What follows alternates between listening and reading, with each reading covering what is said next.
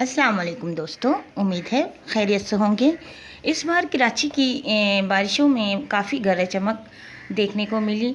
मैं कराची में बारिश क्यों हुई, किस वजह से हुई, क्या हालात रहे, इस पर बात नहीं करूँगी, बल्कि आसमानी बिजली क्यों पैदा होती है इस बारे में बात करती हूँ। बिजली उस वक्त पैदा होती है बारिश के दौरान बादल में पानी के कतरे इंतहाई सर्द होकर बर्फीले ज़र्रात में तब्दील हो जाते हैं और बारिश बरसने से बादल के ऊपरी हिस्से पर मस्बित चार्ज आ जाता है, जबकि बादल के निचले हिस्से पर मनफी चार्ज बनता है। जब ये चार्ज हाथ सतह तक पहुंच जाए तो बरक़िस्कूनी की वजह से बिजली नीचे की जानिब सफ़र करती है।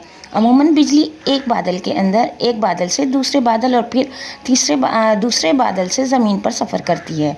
आसमानी बिजली के दो अक़साम होते हैं, शीट लाइटिंग, फोक लाइटिंग।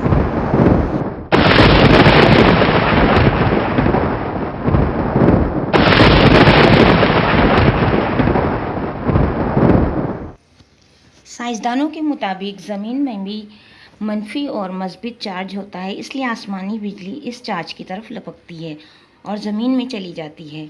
हद दर्जा वोल्टेज और मेगा एम्पायर्स की वजह से आसमानी बिजली अपने रास्ते में आने वाली हवा को आयनाइज कर देती है।